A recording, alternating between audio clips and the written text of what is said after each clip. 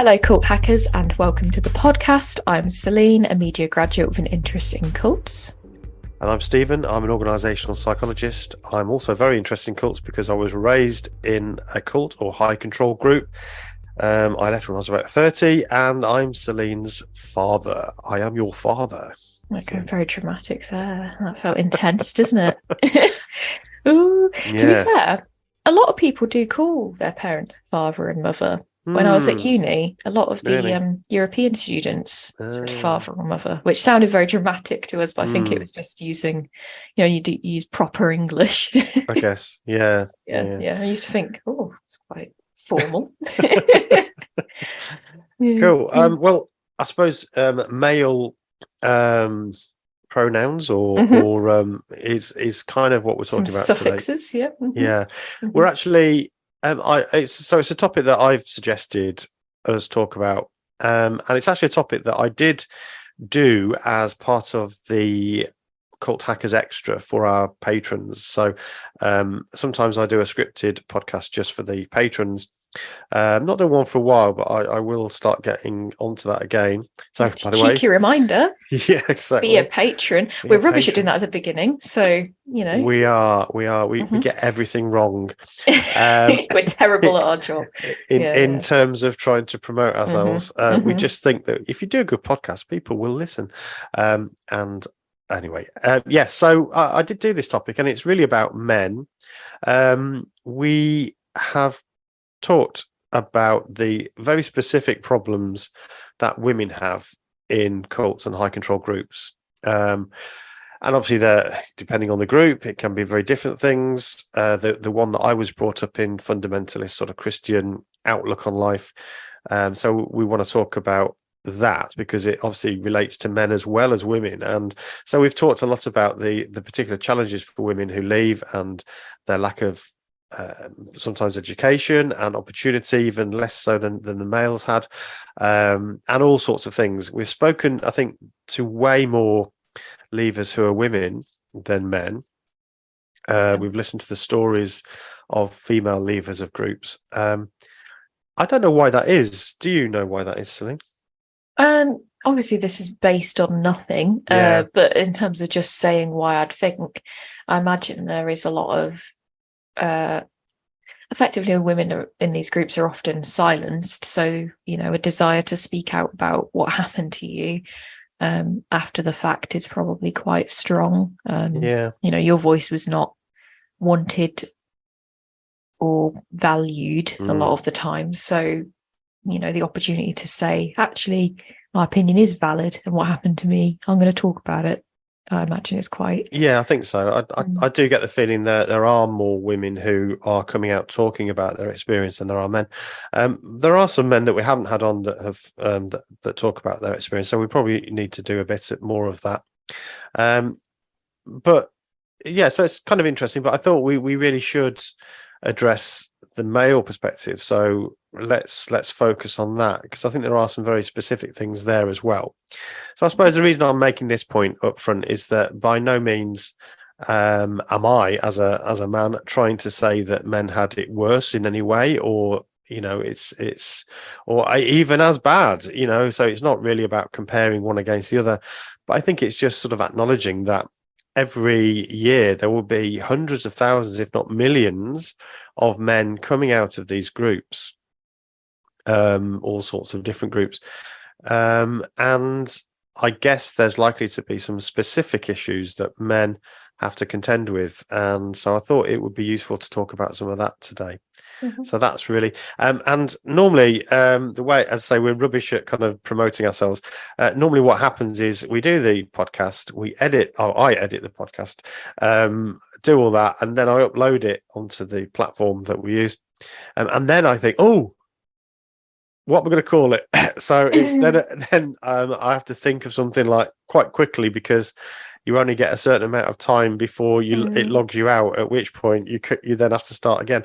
So it tends to be quite a last minute thing, the title. But this one occurred to me as I was cycling the other day, preparing for my Land's End to John O'Groats. Another reminder. Can donate. Yeah. Oh my God, we're on fire. So it just occurred to me that the title should be The Descent of Man. Ooh, The Descent of spicy. Man. Spicy. I thought it was quite spicy, and a play obviously on Charles Darwin's book, The Descent of Man. But here we're not talking about the ancestry of mankind. We're talking about the other sense of the word descent, which is to kind of go down. So in some respects, the way that men who were in high control groups often, and not always, but often, they are quite misogynistic and patriarchal. And part of what I found as a man leaving that group is I felt I needed to readjust the way that I thought about all of that, kind of the patriarchy and my own thinking around roles of men and women and all of that. So shall we jump straight in? So I'm going to kind of take more of a questioning approach today, as the not man of this duo. So I suppose, do you personally feel like you can tell you have a marked difference in how you view men and women now than I did when I was absolutely, and I really hope that that is the case. Because I didn't know you before. If you think, right. I was but a blob, a freshly new blob in the world. So when you were leaving, so I don't have a reference for who you were before. We didn't think of you as just a blob, Celine. You were our dear baby daughter. Well, but to me, but a blob. Past me is but a blob. I don't know her. Yeah, that's right. So, of course, you didn't. So, most of our listeners, I guess, have some experience of these sorts of groups. So maybe we don't want to labour it too much about the experience of men and women and the way that it's all sort of structured. But I think it's useful to do at least some of that. So and of course, depending on which group, I've been watching the Shiny Happy People, which is the documentary about the Duggars. I totally recommend anybody to watch that if you've not watched that yet.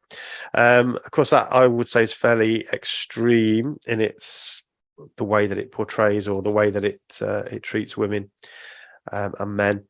But certainly, I suppose from my perspective, I was raised to think that there was a very clear hierarchy that God had put in place. And that hierarchy was that you had Jehovah God as the creator of the universe.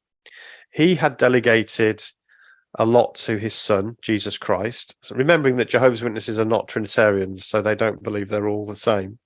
So you've got Jehovah God at the top. Imagine umbrellas, and you see this visual quite a lot in these sorts of groups. So you have a big umbrella, and that's where Jehovah God sits. He's the overall boss of everything. Well, it's a very business approach, isn't it? He's the CEO. Yeah, absolutely. Yeah.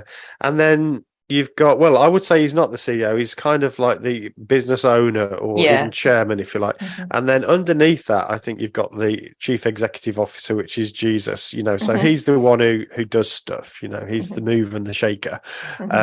And he's the one that's going to be in charge of the armies at Armageddon and all that. But he's in charge of the congregation, the only one true congregation, of course. But he's the boss of the congregation. That's the idea, anyway. And then under Jesus, it depends if you want to start talking about angels and stuff. But I think for most of us, we then saw underneath that, may or may not be the congregation itself. And let's say underneath that is the man. And by the man, I don't mean the sort of generic man. I mean all men of their families. So the family is the unit. Yeah, that's right. That's right. And so for all families, the line manager is the male in the house. So obviously, if it's a family with children, then dad is the person that is the boss. He then has his wife, so the wife sits underneath so she's like his, I suppose, the supervisors or the team leaders that the line manager might have. So he can delegate lots of tasks to the woman, and she also has her kind of God-defined roles in regards child rearing or that sort of thing. So there'll be some sort of assumption about what she's going to be good at and what she's going to do. She generally would look after the children and do things like cooking and cleaning and those sorts of roles. So if you're listening to this and you're literally recoiling, then I agree, you should. And it is, I hate that way of thinking about the world, but there are still many, many millions of people who believe that is the God designed way this all should work. The man's role is to earn money to keep the family afloat, and so he's a breadwinner. He goes out to work and earns money, and then the woman essentially does all the family business. He's responsible for the spiritual teaching of the children, but again, he may delegate that to his wife to a large degree, so she will also do things, but she wouldn't hold, let's say, a family Bible study if he was in the house. That would be his job. And in fact, it wouldn't be really acceptable for the woman to, let's say, have a family Bible study if he was around. He should be doing that. I seem to remember you get into those situations where the woman might start having to wear a headscarf or something like that. If a headscarf is not available, then tea towel will do. Yeah, that sort of thing.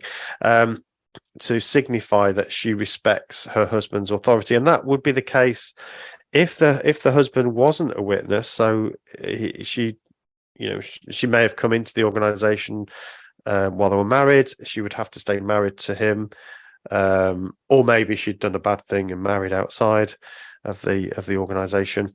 But even so, if she wanted to be in good standing, she couldn't just sort of usurp his role, even though he's not a worshipper. She'd have to do these things to show that she still respected the headship of the man, because that was God's arrangement. So yeah, I've not really talked about all that much on this podcast, but when I think about it now, it is really quite bizarre. And obviously I've been out a long time, and it was a long time since I was a child sort of seeing all this. So I don't know how the organization has developed. Maybe it's slightly different now. I don't know. But anyway, that was the way that things were for me.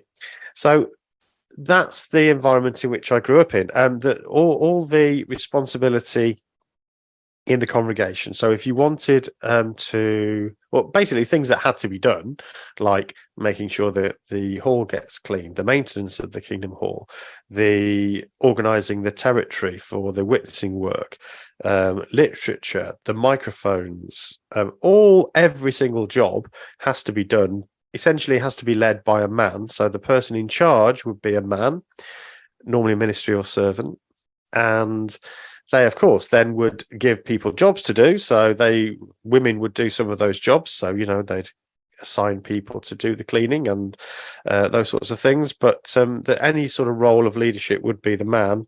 And most of the activities would be men. So only men did the microphones, only men did the literature counter, only men looked after their territory and all of that. So that was the way it was. And we've often talked about this as being a restriction on women's ability to, find a sort of niche for themselves in the congregation. I think it's absolutely right. They had very little opportunity to do that. And one of the things that I think is so damaging, that women grow up not sort of thinking that they have opportunity to actually do some slightly more interesting stuff than just sitting there listening to some guy drone on. Well, when the men do talk about important things, you can make cakes and you can bring cups of tea. Yay. So yeah, I like making a cake as much as the next person, but on my own terms. Yeah, absolutely. So that was the environment. And again, this is not unique to Jehovah's Witnesses. This fundamental Christianity kind of has this very sort of specific way of thinking about men and women's roles. And some conservative politicians, certainly in the US, but actually increasingly so in the UK, we've started to seemingly see some politicians who think that this is the way forward. Actually we need to go forward by looking back and resurrecting these old practices. Actually, these are the way that it works best. Okay, so obviously I reject all those ideas, but I suppose that the point is if you've been raised in that environment and then you leave, you've got a lot of readjustment to do then, or not, I mean, it may be, and I suppose my question is it possible that, or is it likely that when you leave as a man, you still hold on, knowingly or unknowingly, to some of these attitudes to women and to men and to these roles? So what do you think about that? Well, I think it might be different in different cases, in the sense of, as we often discuss, the differences between born in and join. Because I think joining later, you might have had a different upbringing as a child, where you might not necessarily have been raised in a patriarchal house itself, because you've obviously, as a born in, you would have had a patriarchal home as well as a patriarchal church. So you've got it coming in its way of life in all capacities, I suppose, in those formative years. That was what you were being raised in. So I suppose, like you said, the return to self, putting that in sort of air quotes, as this is often discussed in these books and academic material, is different if you were raised in it. I guess you've got to, instead of going, okay, I think I'll go back to who I was before or preferred to that person, you've got to rebuild or build for the first time all these new things. So I imagine it might be, well, I'll throw to you. Do you think it would be more difficult? I think, I mean, obviously it's a case-by-case basis, if you like. People are different, and their experience before they went into the cult will also be different. So maybe they were kind of generally misogynistic then. Maybe they came from a very, so again, air quotes, traditional home life where the man was very dominant anyway. And so for them, it didn't sort of make that much difference. So, it depends very much. But I think in general, as a general rule, I think it's more difficult for you, if you've been raised in it, to rewire all your thinking. I mean, this is why we call the podcast "What Should I Think About?" ... when we first started it. Some people got the idea that we were telling people what they should think about, but no, it was like, this is the question that everybody's asking. What, that when you leave, it certainly was the question I was asking myself. What should I think about that? What should I think about this? What should I think about the other? So that's the problem, and this is one of those topics. What should I think about the relationship between men and women? Do you remember kind of, because it's such a weird thing to try and think about how you think, if you know what I mean, because the way we think is so jumbled, and it's like, when you watch superhero movies and they can hear people's thoughts, and it's like coherent, and you just think, I don't think coherently. It's bits and it's jumbled, but ignoring that, I suppose, do you remember kind of considering, or I'm a man, what does that mean effectively? Or like, I want to be quote unquote a good man. Is this what a good man is? Do you know what I mean? Yeah, I do know exactly what you mean. I think when I first left, actually, I think I thought that most of what I'd been taught was good and right, apart from the doctrines. So actually, the reason I left, and this is again depends on the person and why you leave, but the reason I left was because I just couldn't hold on to those doctrines and beliefs. The end of the world, the Bible as the inerrant word of God,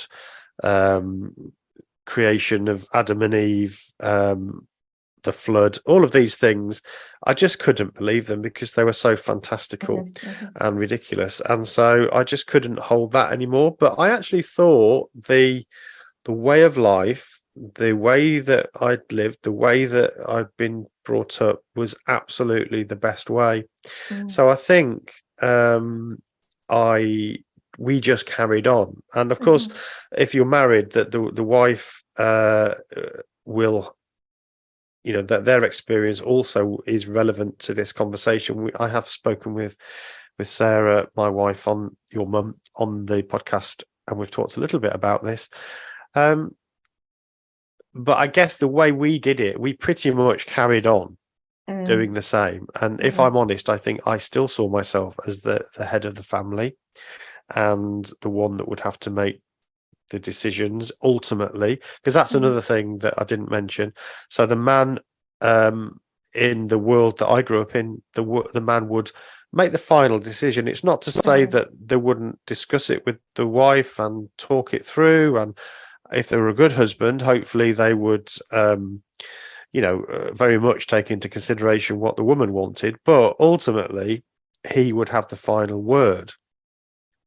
So even if, let's say, the man wanted to move house, go and serve where the need was greater or something like that, if the woman really didn't want to do that, if the wife didn't want to do it, ultimately he could still say, look, I think it's the right thing for the family, and we're going to do it. And he would expect his wife to go along with that. Now, when I think about it now, I mean, obviously I find that really awful, but I think that's how I felt even when I'd left in the early days. I think I felt the same. I probably wouldn't have felt comfortable expressing it, but I think I carried on thinking that I was responsible for the family. Also, primarily on me to keep to earn a living, because the man is the breadwinner, and those sorts of attitudes. So yeah, I think I did still have those attitudes when I left. And it took a long time for me to rethink all of that stuff. So let's focus on that bit for a second. Did you like it? Yeah, that's a great question.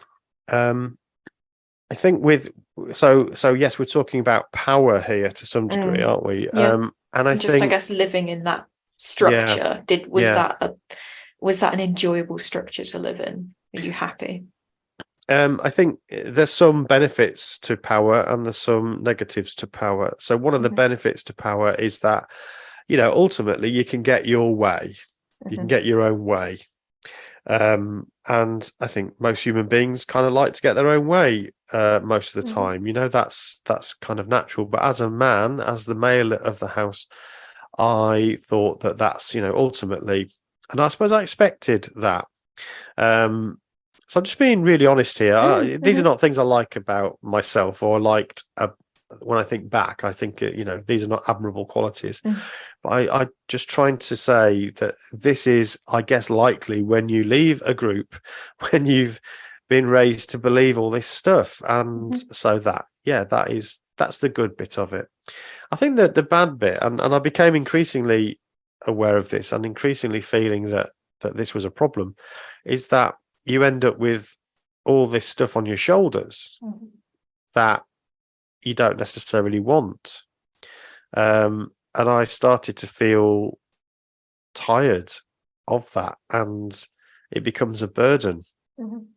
And so I think that was part of my rethinking. It was, well, wouldn't it be better if actually we didn't actually have a hierarchy, but we literally just worked together. It was a partnership, an equal partnership where neither of us had a veto, or maybe both of us have a veto, but certainly I don't. And it's a joint decision and everything we do. And ultimately, if we don't like it, we don't like each other, then we can also decide that we want to end the relationship. These are options that we sort of had to come to terms with. And so I think there was a period of adjustment and readjustment over years. It took years. Obviously, as a child, you wouldn't really have been aware of any of that stuff happening, but I think that's how I felt at the time. Yeah, I imagine. So I'll try and phrase it in a generic way. I suppose in the negative, it sounds like it would be quite isolating. Yeah. Because you don't. Yeah, I suppose, and there's pressure as well for if your decision is the final decision, there's pressure for it to have been the right decision. And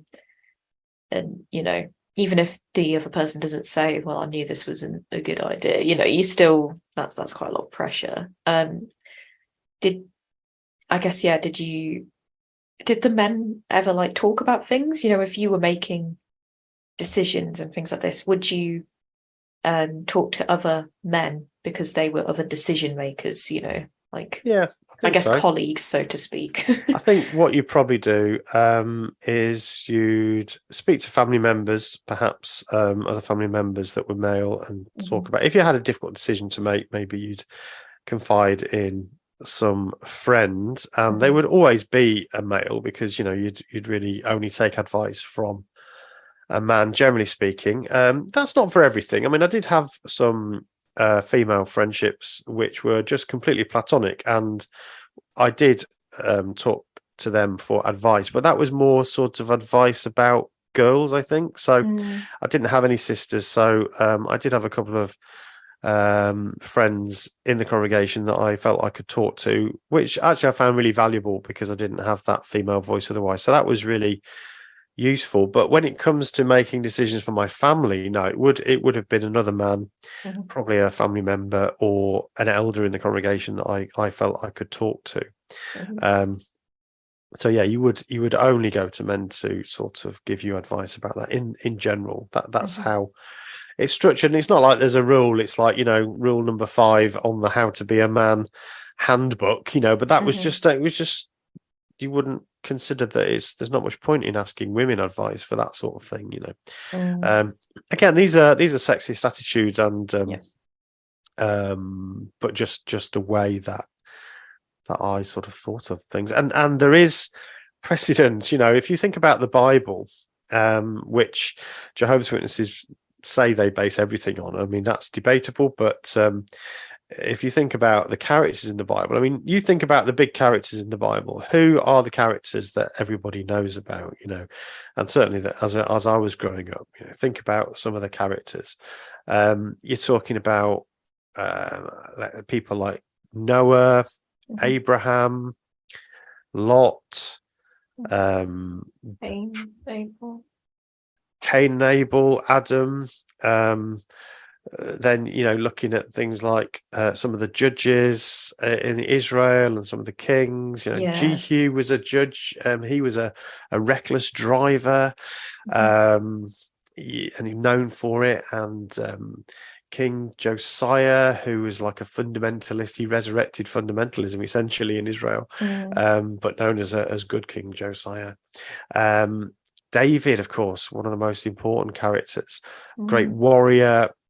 Slayed the giant Philistine, and also killed many men in lots of brutal ways. All of these characters are very dominant, very masculine in the traditional old-fashioned sense, I suppose. What women characters do we have in the Bible?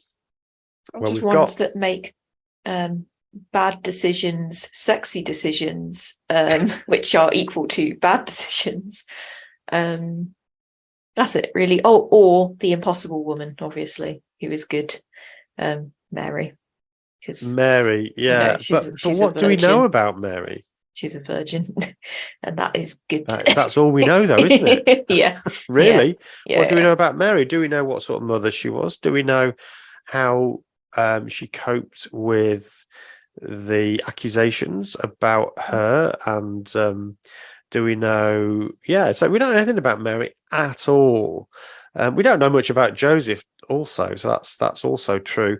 But really, we don't know much about any women. I mean, I did, when I was thinking about this for my little scripted Court Hackers Extra, I tried to think about them, and I thought about, there's Ruth and Naomi. Ruth and Naomi is a tale of loyalty, essentially. So you've got these two women who essentially look after each other, and it's a very touching story. But so that's like, again, a very, I suppose, traditional female type story, loyalty and love.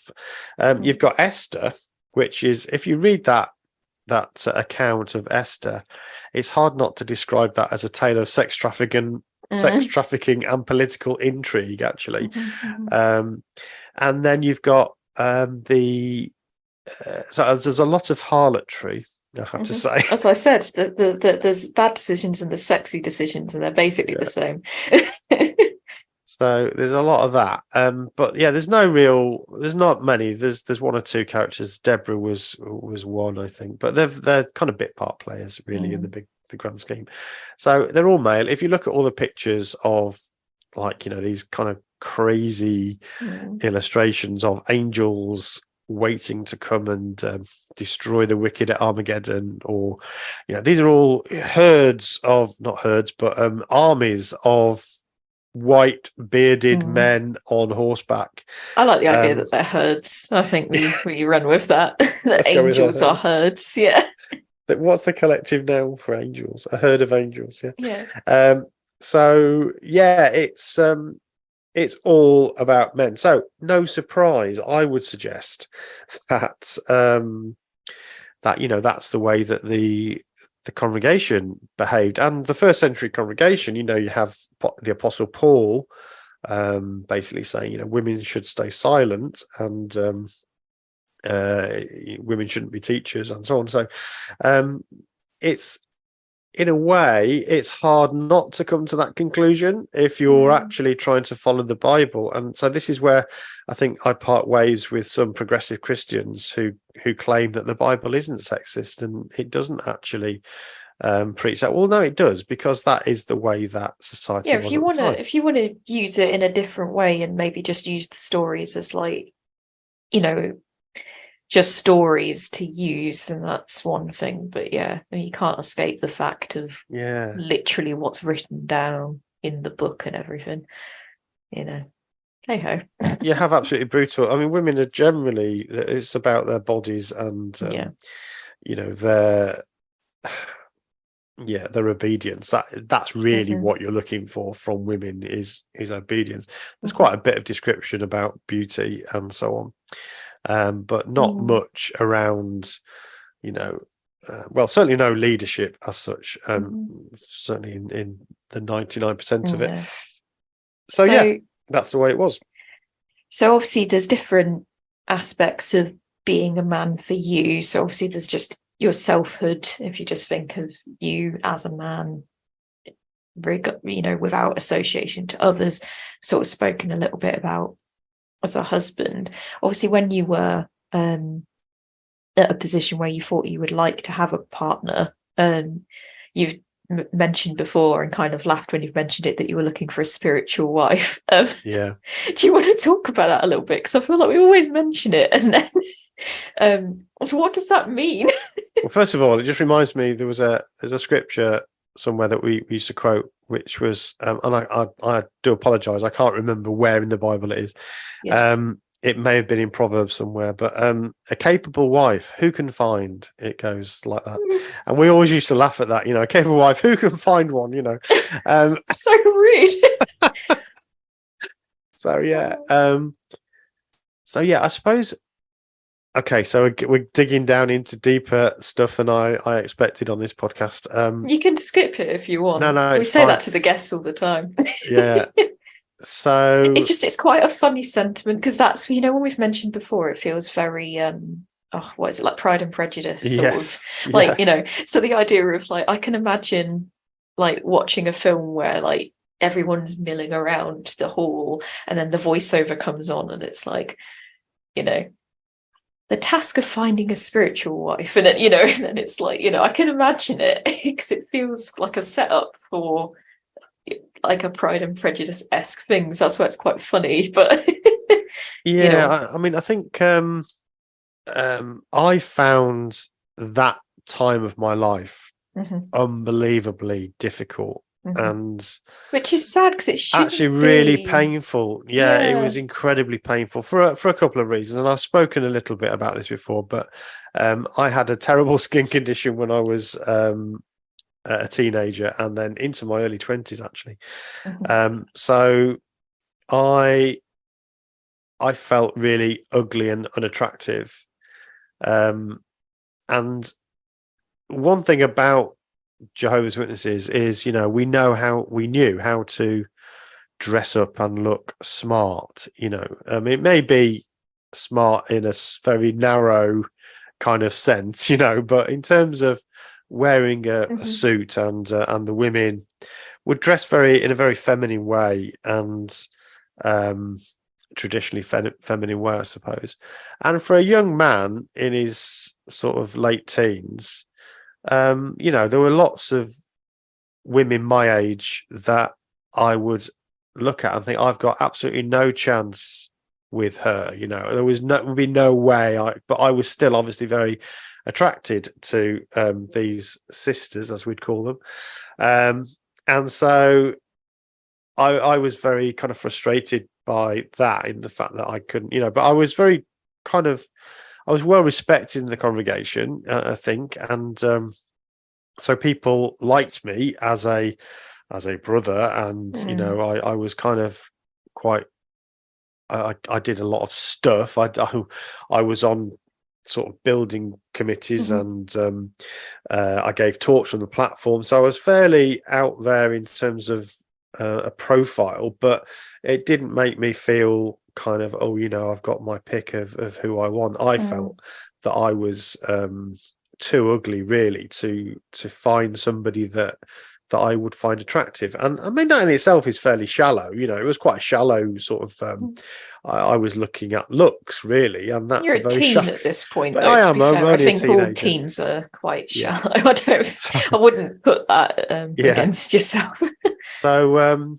So yeah, that was my experience. So I think that's the other thing to remember is I think that sometimes we can get the impression that, and I want to kind of come on to this when we leave, because I think that's a big part of why I wanted to talk about this. But it's not quite. It's not like, all men, it's like the world is their oyster in these organizations.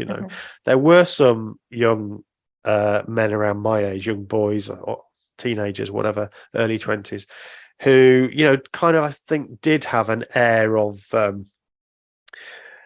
self-righteousness up themselves. They were kind of good looking, and but very dominant, and they good at giving talks, and they did all those things, but they were also had the other part of the package, and they would be the ones who'd get all the interest from the girls. So yeah, for some it was great. It was like you have your pick, I guess, if you can describe that as great. But for people like me, it wasn't, and I wasn't the worst. So one of the things that I did want to mention was how there is a very kind of very narrow ideal for what a male Jehovah's Witness should be like, if you want to be kind of up there and respected. So there's a sort of ideal look, it's kind of very smart, clean. Exactly, yeah, clean cut, very, very clean cut. Also, good communicator, very gregarious, very easy to talk to, good at giving talks, going on the ministry a lot. Also, quite good at taking on responsibility, so willing to shoulder that responsibility. Venn diagram of like a high-end salesperson and a upper echelons of the J-dubs. You have absolutely hit it. And there are lots of salesmen in the organization who were elders and so on. Yeah. So that's that sort of, I think, that sort of person. So then you get, so I think I was lucky in that I was a good communicator. I could talk to people. I was good at giving talks. I had some of those things, but I didn't have the confidence and the swagger that some of these other guys had.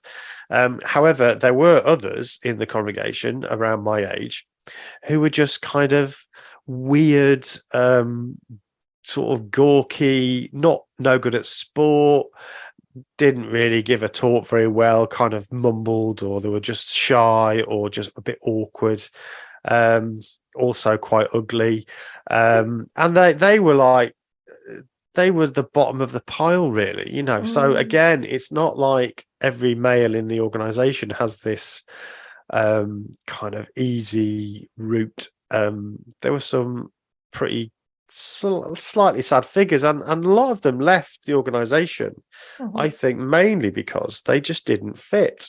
They didn't fit this image of what a super Jehovah's Witness man should be like. And so, you know, when people talk about this community aspect, and that's what people talk about missing. There are people we also talk to that have been like, actually, I didn't ever have that.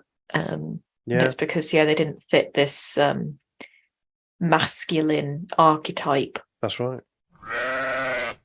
If you're enjoying the podcast, you can support it by becoming a patron. You can support the podcast for just £1 or $1.50 and receive a variety of Patreon benefits as a thank you. Don't forget to share the podcast, follow, like, subscribe, and rate the podcast on the podcast app you're using. A review is particularly helpful as it gets us recognised by new listeners. And finally, if you'd like to reach out to us and tell us about some cult hacking you've been involved in, or you just want to say hi, you can do so by going to culthackers.com and using the contact form. We love hearing from our cult hackers. Thank you for listening, and now back to the podcast. Yeah, and you've also said as well in the past, actually, about some of the ones that did stay, they married more powerful women, and they'd be looked down on for having a more powerful woman, which is just crappy, isn't it? Yeah, so that's right. So if you were a man who just wasn't a particularly dominant character, maybe not as intelligent as the woman he married, and actually didn't have the leadership skills, but she does. For me, that's an absolutely fine arrangement. You know, why should you worry about that? But in the organization, he would struggle he wouldn't be used very much in the organization. Wouldn't be taken seriously because your manhood is important, and it's being undermined by your wife. Men had to wear the trousers, as they say. So it had you wouldn't be made a minister or servant or an elder if your wife was too dominant or bossy, or it was seen that she was the one that was making the call. Well, I think we talked about this at a fair length in Mum's episode, in that the elder sort of suggesting that Nan was unwell because she was too bossy, effective, too much, and that if just the man could take charge, then everything would sort itself out. Yeah, that's right. That was the big problem. If he took the lead, that was the reason why a lot of these marriages struggled, and the elders obviously got involved in marital difficulties when they were happening in the congregation. So, and that was often the diagnosis. Well, the problem is just the man is not taking the lead. That's what is causing the problem. And you've got to think. So let's say these men take this advice. They sit in this sort of pseudo counselling session. Nice. And they, I don't know, is the wife present? Is it just the man? They would have the couple there. Yeah, so at times, but they would also have conversations just with the man. Yeah. But they would. I don't remember conversations just with the woman. To understand her issues and so on. Put my hand on my heart. I can't tell you that never happened or happens, because I was never an elder, so I didn't actually have any of those responsibilities to deal with. So I don't know if I'm. Yeah, I mean, from our experience of talking to people, the only times I've heard about women or wives speaking with elders privately has not been for good things, like not to hear their grievances. But swiftly moving on. So they will speak with the part that the couple or just the man, and say, the complaint, you need to just take the lead. For me, if you're like a very sort of strong, powerful woman, that it's going to be a complicated relationship when you're in this dynamic, because either you want them to take charge, because I guess that's what's been told to you, and maybe you're resentful or frustrated because you think, I have to do this because he's not doing it, and that frustrates me or upsets me, whatever. Or maybe you like being that person in the couple, and it will now do the same, frustrate and cause resentment because he's taking that from you. Yeah. He's doing it worse because he doesn't want to like doing it, and you did it good because you actually enjoy it and are good at it. You know, so I just feel like it's good.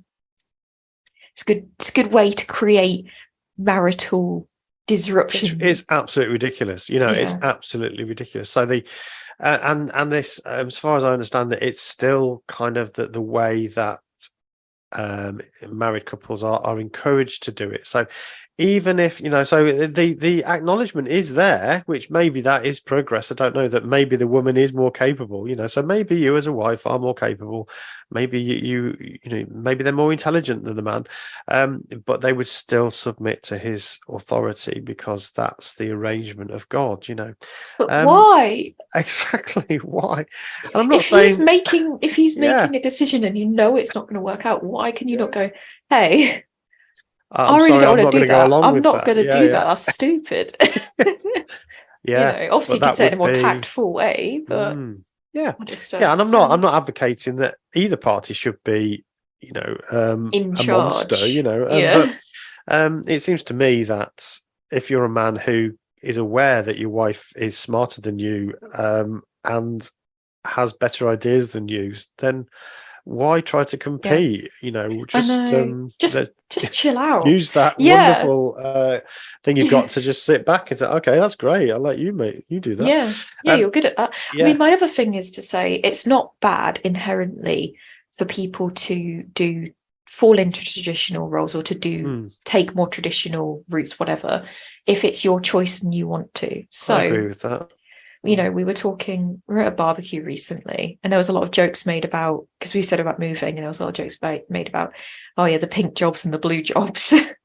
Because Thomas did all the putting all the furniture together. I mean, you and Thomas did all the lifting, didn't you? You know, there are reasons. I mean, I don't think Mum with her, you know, issues, like she's got some health condition, I don't think she should be lifting things. But regardless, I think regardless of that, you two would have took the lead anyway, with the lifting and that sort of thing. I mean, when I got here, I did all the admin, so I set up all the bills, made all the phone calls, you know. I did all the putting the stuff in the kitchen away because I like it to be in a certain way. You know, so that is quite in, you know, those terms as to how it was described at the barbecue, pink jobs and blue jobs.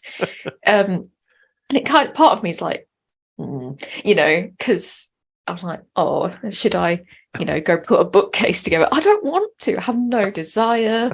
Thomas is happy to put the bookcase together. It will take me ages. I'm not good at visualizing. But I'm happy to put the spices away, and he hates that. So that's fine. Like, because we've made choices, I feel like an equal partner. And if I did say to him, actually, can you sort the pans out? I want to do the bookcase. I know that he would.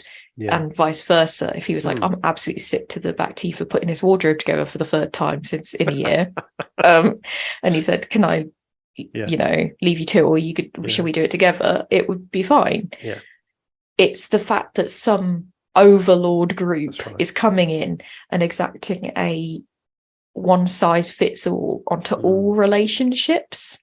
I mean, we've not even gotten into the fact of like the, you know, the heterosexual, you know, compulsivity of it. I wanted to talk about the plight, and we have spoken to men who were in the organisation who realised they were gay. Obviously, Daniel Cox, wonderful guest we spoke to very recently, but we've spoken to others, Germ as well, our friend Jeremy, wonderful guest. This is what I mean about very narrow role for men, and women obviously, but as we're talking about men, very narrow kind of ideal for men. And you know, there were men in the organization who, so this is how the conversation might go. Okay, so he's a bit effeminate, so brother such he's a what is it, what was that terrible word that we stopped using? I don't know. Oh, metrosexual. Well, I mean, we wouldn't have used that term. You didn't know that? No. As a Jehovah's Witness, you might say that this brother is quite effeminate. You know, he's quite effeminate. But it doesn't mean he's gay. It's just that he's effeminate. And, there's nothing wrong with that, but some men are just a bit like that, and of course it doesn't mean you're gay or not gay. It's just like and what does effeminate mean anyway? I guess it's the way that he talked or some of his gestures or something like that. But again, that's why are we having that conversation? That's kind of what is that about, and so it's clear that was seen as something a bit unusual and a bit out of the norm. Very tight box for being a man. Yeah, men like that again wouldn't be seen in the same way as your archetypal clean cut, good looking salesman type elder in the congregation. So they would be marginalized regardless of whether they were gay or not, or practicing their sexuality or not. Because being a man is not, you can be a man, you don't have to be gay just because you use a bit more of a flamboyant hand gesture. A very tight, like you say, it's a very tight box. It's again this performative thing, isn't it? Yes. So spoken about performing gender, and I suppose the J-dubs, it's just a microcosm of that, isn't it? Where you can, it's an intensification of it all, really. It's very it's like focused. Concentrated. Yeah, exactly. So that in itself, and of course that there were, we know, and it has to be the fact that there are.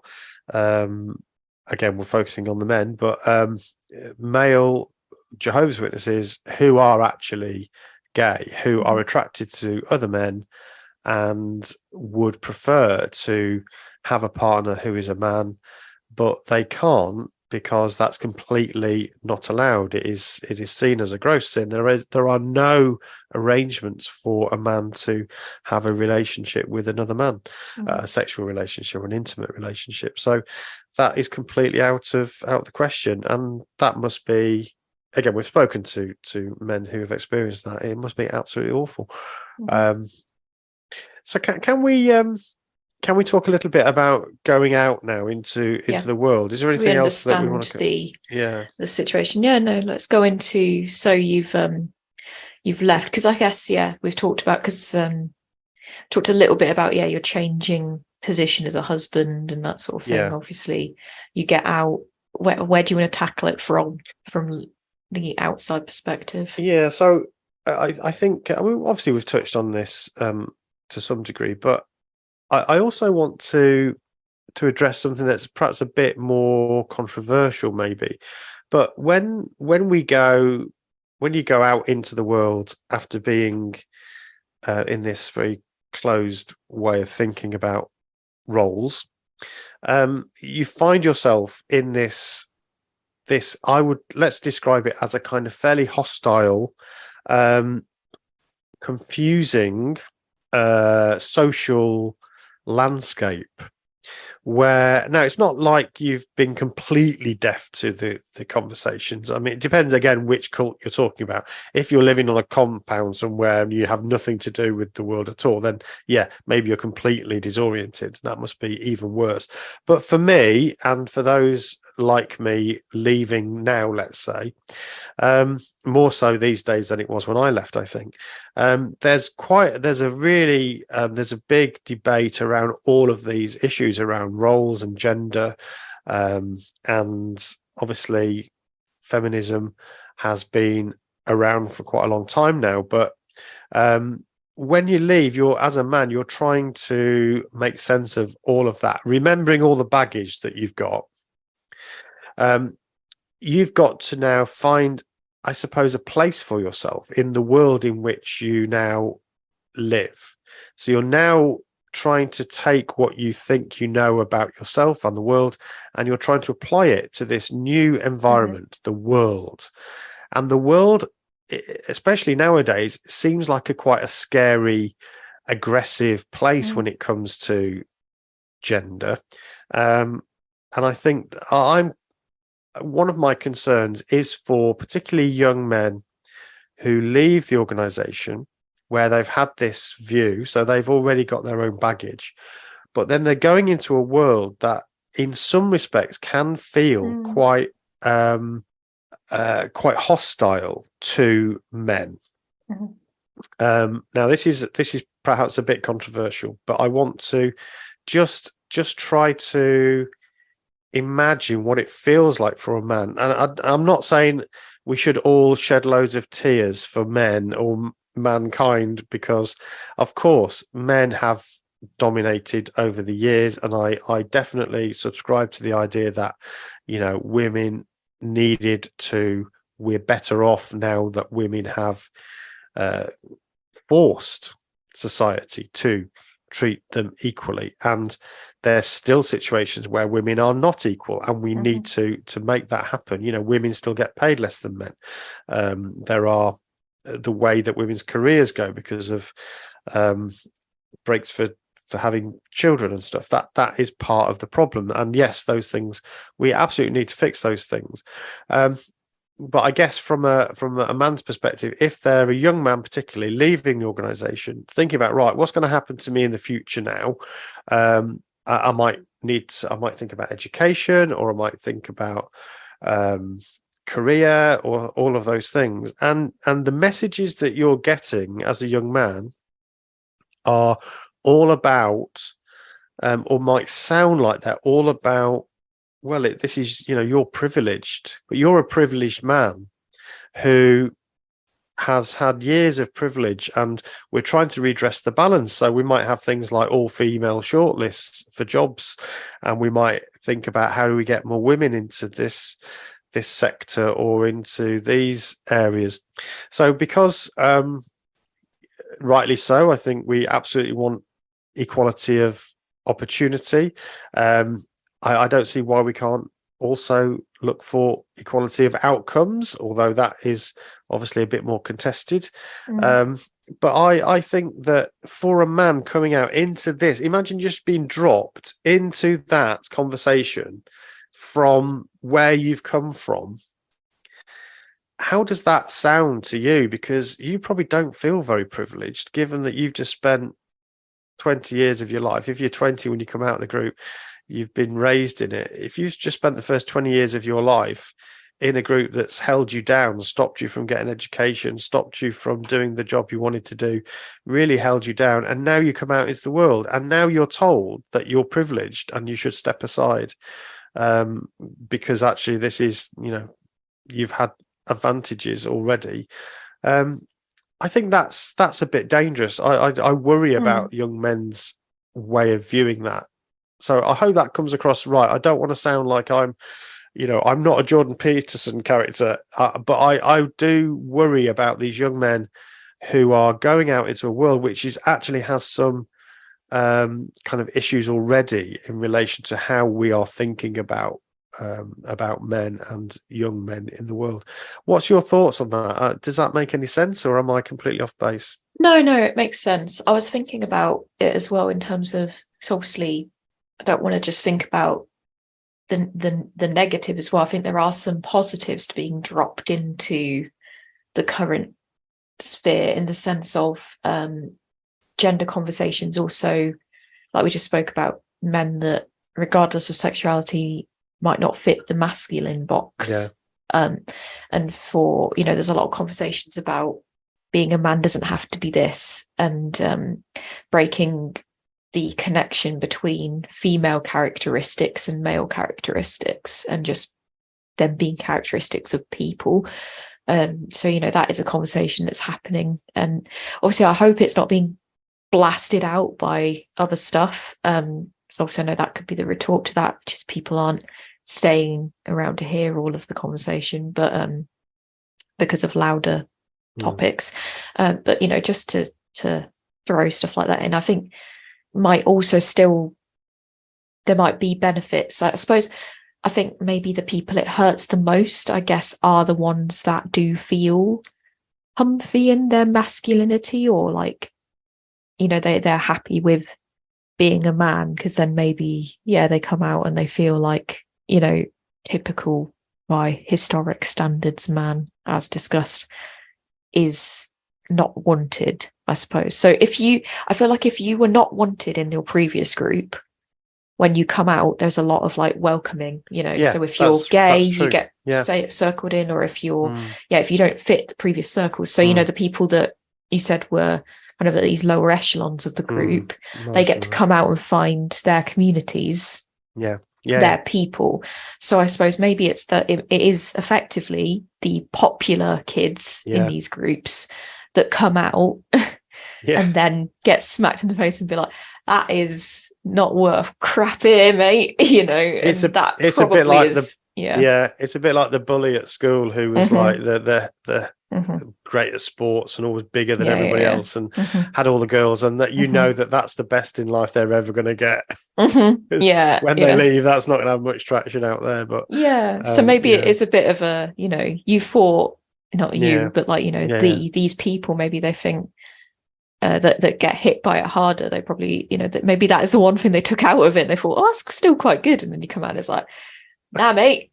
Maybe it's a comeuppance. I mean, I'm willing to kind of to say that. But it's not to say that all of it is bad. I'm not saying that all of I'm just saying that maybe it's harder for those people, like coming to terms with that situation. Because if you've never really been the man before, then when you come out, you probably don't feel as much of an identity with it. You don't feel as connected with the man that they're talking about. So maybe it doesn't affect you as much.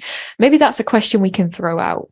Because I'll be very interested to get some feedback on this episode. I've thought about it for quite some time, and this sort of discourse is I guess it could be seen as controversial. I want to make sure I'm not coming across as if I have a problem with feminism and with any of that. I'm very supportive of those goals, but I think there is it's just it's a fact of life. A conversation. We're doing a podcast, we're allowed to talk about things, get people out into that world. Part of the reason, or part of the catalyst, I think, for this, I mean, I'd already been thinking about this for some time, but obviously, like we've talked before about some of the general men's kind of questions. We talked to Riley Jexit about the men's movement, MGTOW, men going their own way, and I suppose the incel movement, and then obviously you've got Andrew Tate and those sorts of things. And then on the less extreme side, you've got people like Jordan Peterson, who's become a very loud voice for, or somebody that young men in particular have gravitated towards, because he's providing for them a vision, I suppose, of what a man should be, and he takes it upon himself to tell young men what they should be like. I don't personally feel anybody kind of has the right to tell other people how they should be, but I guess what it is reflecting is a certain confusion amongst young men in the world who are not quite sure where they fit. So I think the other writer that I would recommend on this, or academic that I would recommend on this, is somebody called Richard V. Reeves, and he's written a book. I have been listening to the audiobook of this. He's a very interesting voice. He's actually a British guy, but he works in America, and he's talking about the academic achievement of boys, and what that is kind of meaning for young men as they grow up. Just let me find a couple of quotes. What's quite kind of interesting is that, I don't know if you're aware of this, Celine, but girls are now way outperforming boys at school across the board. There's some small pockets where boys seem to still do better, but in the main, not just in the social sciences, as you may have thought, but even in the hard sciences, let's call them. Girls are doing better. They're getting better scores at school. They're more of them are going to university, and they're getting better results at university. So obviously what this means is, as they mature and as they get into the workplace, they're likely to do better and get better jobs and so on. We still have problems with women's pay. So for every $100 earned by men, women earn 82. So we haven't reached parity there. So that's still a problem. But there's a lot of stuff, a lot of evidence that says that boys are really struggling in comparison to girls. Now, this is an average, obviously, so this isn't, you can't say anything about individuals. Individuals will be obviously very varied, but if you look at an average, then girls are way outperforming boys on every metric. At the same time, you've got these kind of social movements as well. So boys are struggling at school and in education, and then in a way, men have rightfully had to give up some privileges in respect to their roles in society. And there's also I suppose, a fear of men losing their sense of what they're there for, and so you find that that there is an identity crisis for some men.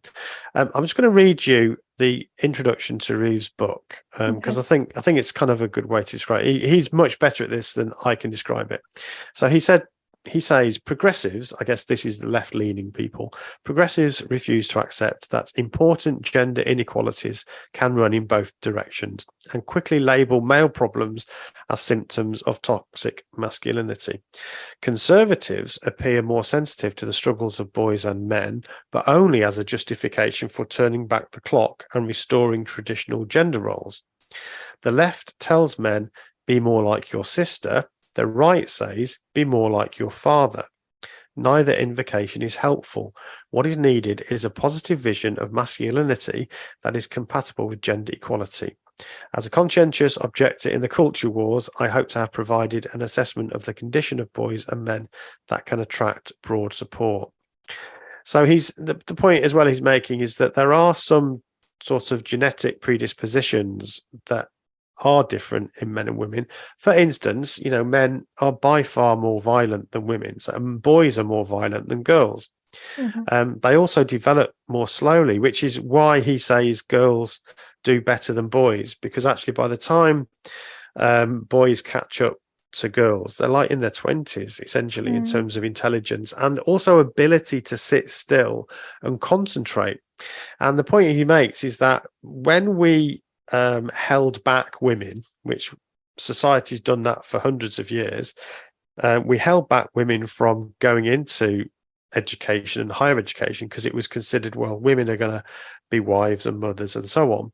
As soon as we took that away, what we started to notice is that girls are much better than boys in general at that sort of thing. And then that's partly because boys develop more slowly. There are some physical changes that happen in the brain that takes longer for men than it does for women.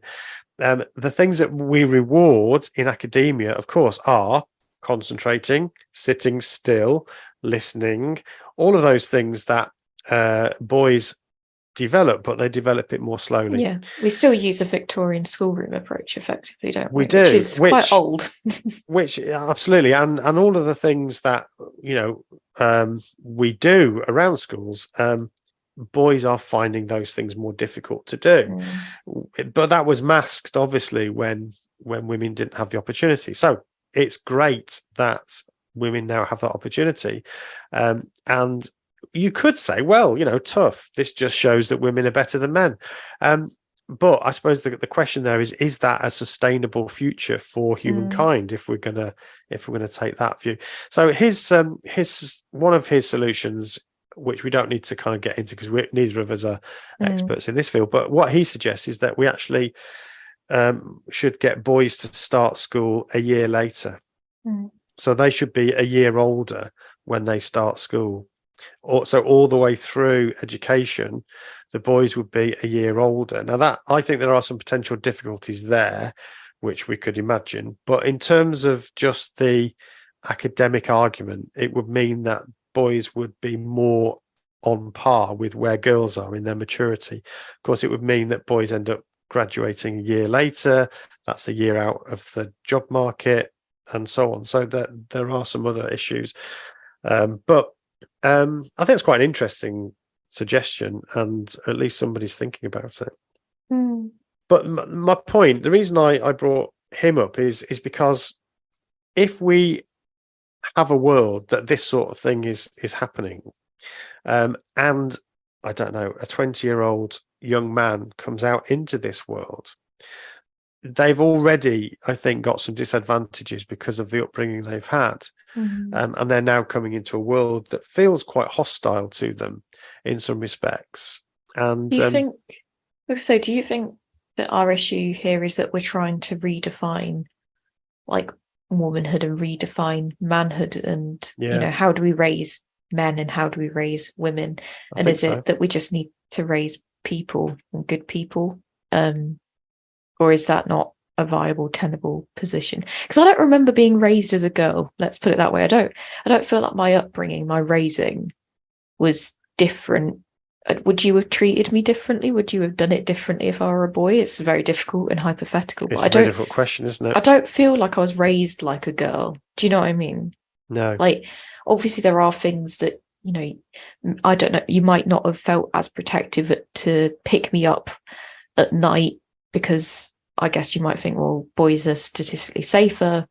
Yeah. You'll probably be fine. So maybe things like that. But I just mean, in a lot of the raising, to make a good being, to make a good person, that's ultimately what you're trying to do when you parent, isn't it? You're trying to raise a good person. I don't remember feeling like I'm being raised as a good woman. I just thought, no, that's right, and I don't know actually the answer to that, Celine. I'm still I'm still trying to work that out myself. Is and this is part of the I guess the question of gender and sex and all of that that's happening currently in the world. Are there genetic differences between men and women? So Richard Reeves says there are some actual gender differences, like the ones I've already mentioned. So some really not useful ones, let's say, like violence, for instance. Men are statistically much more likely to be violent than women. Of course, again, we're not talking about individuals because there's always some exceptions to that, but on average, by far, men are more likely to be violent. So the question is, where is that coming from? So is that only social? Is that only because of the way that we've socialized boys to be more violent? So it's possible that we've kind of given boys guns, toy guns, and got them to fight and wrestle when they're kids.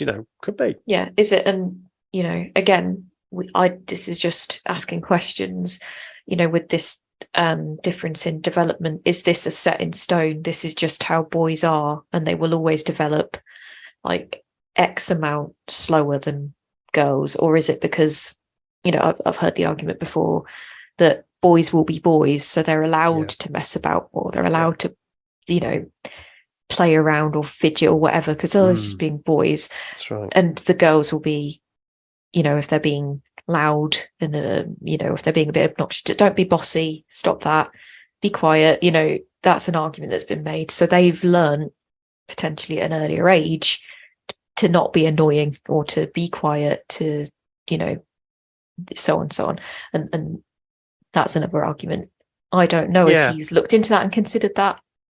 I mean, it is possible that a lot of it is socialized or socialization.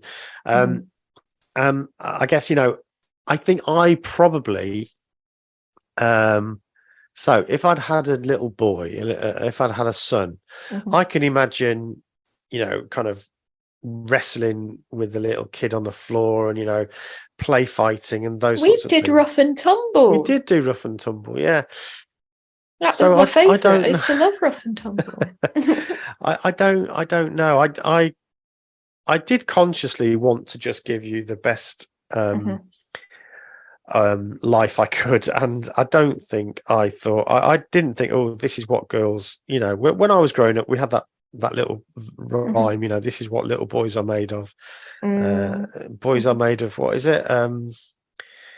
Girls are made of puppy dog tails and all those sorts of, like I can't remember what it is. Yeah. Whereas I can't remember what boys were, but anyway, but again, so these are the messages that, but I suppose the argument maybe partly against that is that ultimately we are social animals, and so if you look at other social animals like chimpanzees, close relative, and even canines and big cats and all the mammals, I suppose, that the males tend to be the ones who fight for dominance, and so there seems to be, they're more likely to be the violent one in terms of fighting for dominance, although obviously the females will also fight for various reasons, for protection of their young in particular. It's hard to draw some parallels, yes. So it is a very good question. I don't know is the answer to that. I think it's contentious still, but I think it's just interesting to have a voice talking about that. And what I like about him is he's not coming at this from the perspective of, we need to go back to some prior time when men were men and all of that sort of thing, which I think you do get quite a lot from some of the commentators on that. And I can understand the desire for it to be like just like a change to the educational system or something, like, because that you can put that in place and it will just be happening. Do you know what I mean? Whereas me saying, I think maybe we should just be raising children to be good people regardless of gender, and that we shouldn't raise, good, strong boys and, women of whatever characteristic maybe we should just be raising good people. It's obviously pretty much a worldwide cultural shift. So I'm not exactly suggesting an easy thing, am I? So I can obviously understand the desire to put structures in place. That would be a sort of fairly simple. Not actually simple, because I think it's very unlikely to ever happen. Exactly. But it's not that theory, we don't think it's tenable, but I can understand the draw of we just need to change some of the way we some of the structures, some of the infrastructural ways that we do things. That is obviously, I would argue, that would be easier to put in place than literally a cultural shift amongst pretty much everybody. I mean, it's a bit, obviously it's very it's just the other way round to the structural changes that we've tried to make to give women more opportunity. So how do we get more women in the workplace? How do we stop boardrooms just being dominated by middle-aged white men? We need to change the structures. So this is where the structural questions around racism, sexism, and so on come in.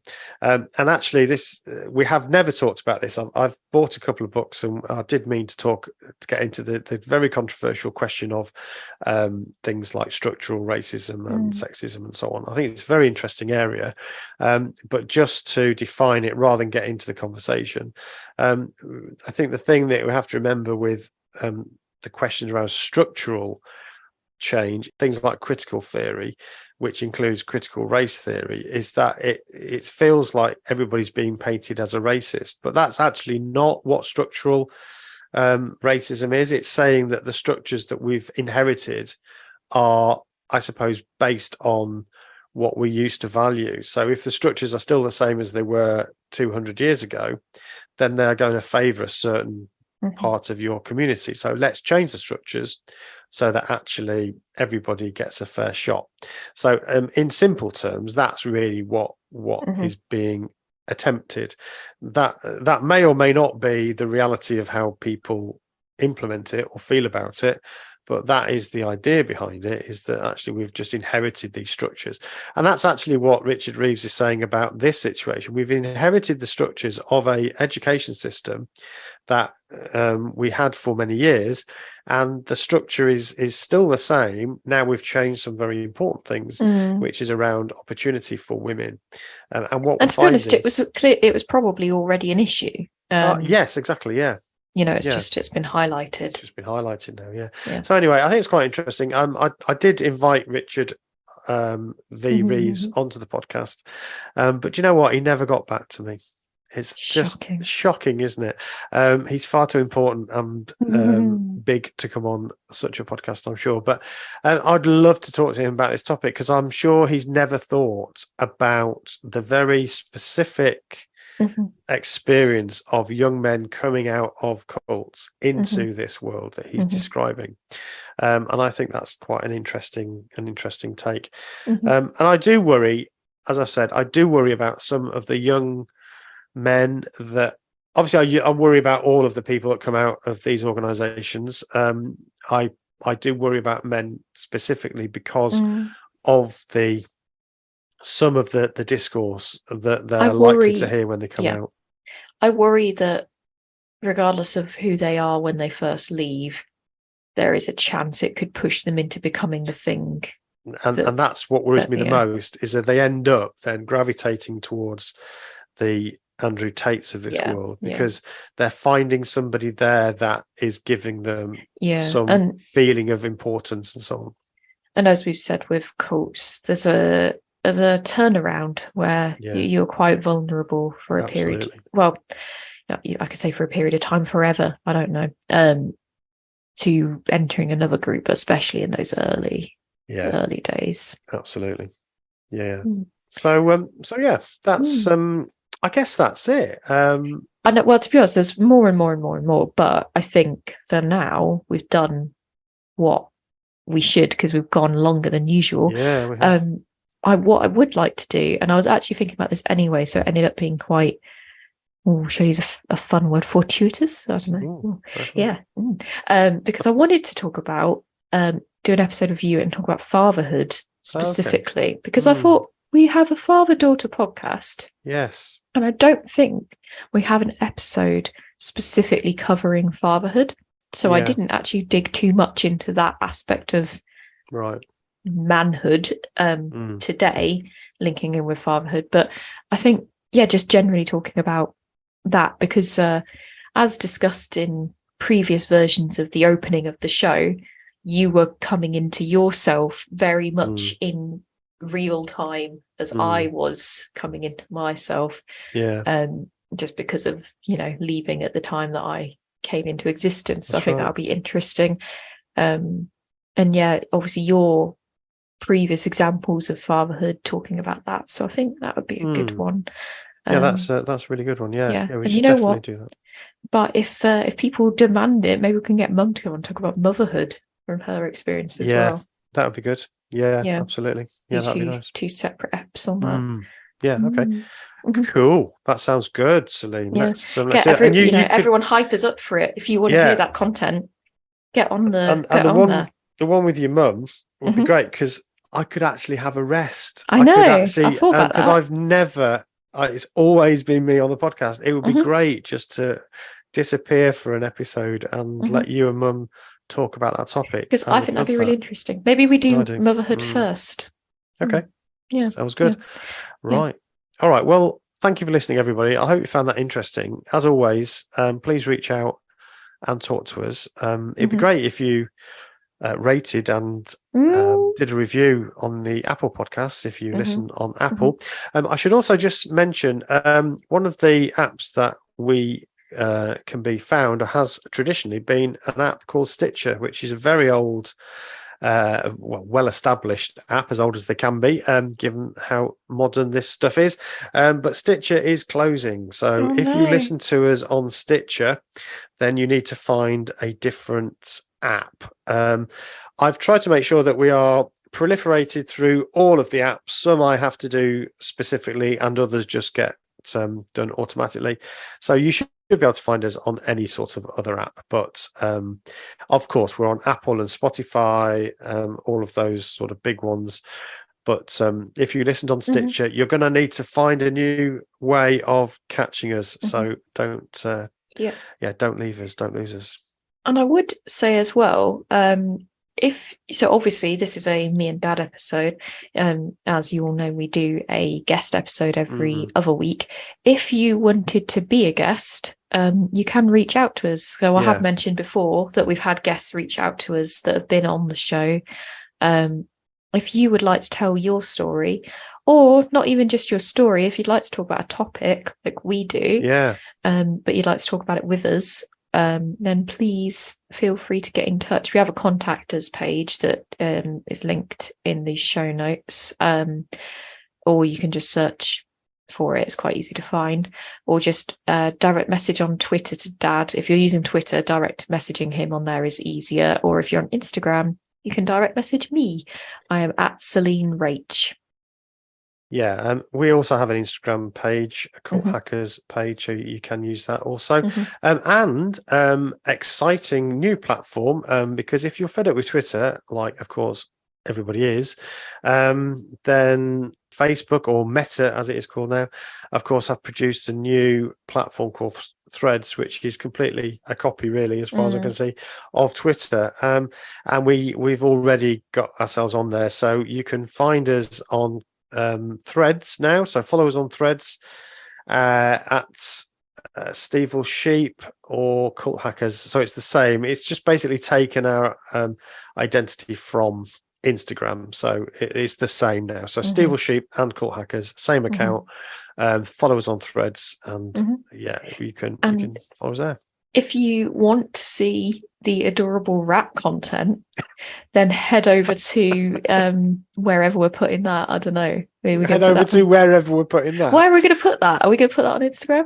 We can put it on Instagram. Yeah, we'll put it on Instagram. Go to Instagram. See my new housemate. He's not living in the house. He's in the garden. Right, okay, we need to go because I've got to edit this today, and it's got to be put up today, and we have some friends coming around later, so I think we were quite good. I don't think there's a lot of editing to do. No, there's one or two little bits, but pretty smooth, to be honest. Yeah. So thank you for listening, everyone. It's lovely to have the opportunity to talk to you all, and see you next time. Bye.